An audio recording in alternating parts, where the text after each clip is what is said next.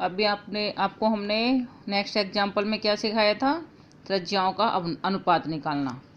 अब हम आपको क्या सिखा रहे हैं, त्रिकोणमितीय फलन कैसे निकाले जाते हैं। यदि हमें कोई एक त्रिकोणमितीय फलन दिया हुआ हो तो बाकी के कैसे निकाले जाते हैं, अभी आपको सिखाते हैं।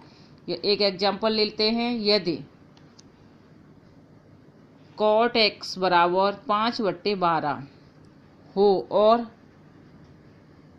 x द्वितीय चतुर्थांश में स्थित है, x इसमें द्वितीय चतुर्थांश में है, तो अन्य 5 त्रिकोणमितीय फलनों को ज्ञात कीजिए।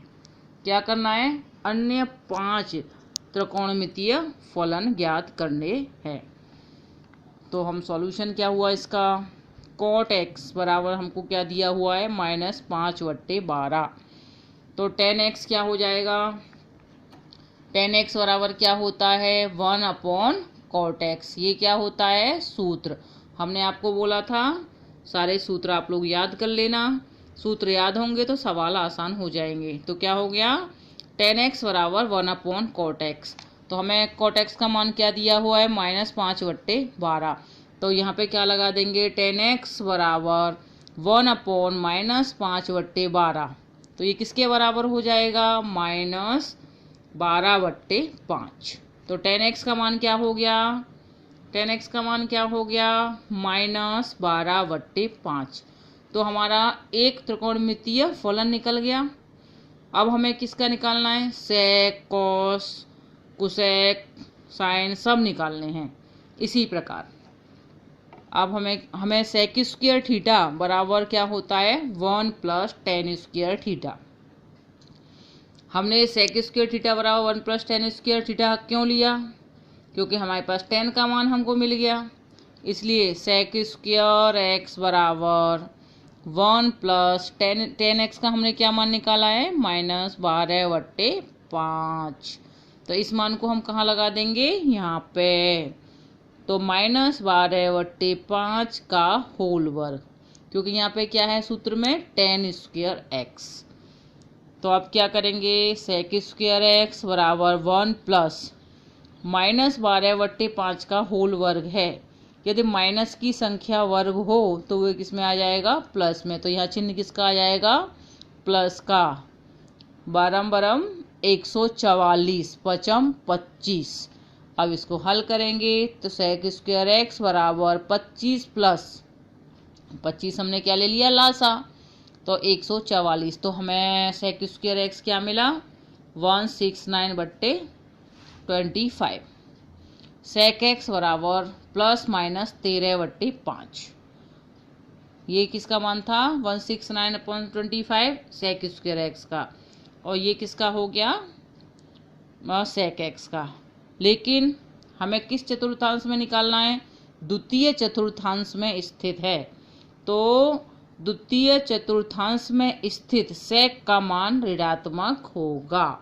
तो सेक x बराबर क्या हमें मिल गया, -13/5। सेक x बराबर हमको क्या मिल गया, -13/5।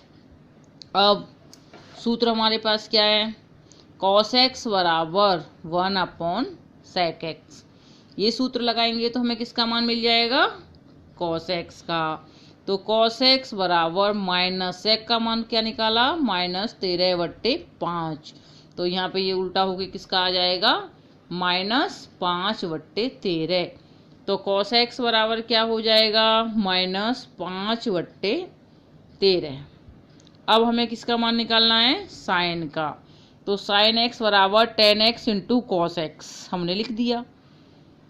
तो फिर क्या करेंगे हम, हमारे पास tan x का भी मान है और cos x का भी मान है। तो क्या हुआ, tan x का मान हमने क्या निकाला था ऊपर, -12/5, और cos x का भी क्या निकाला है, -5/13।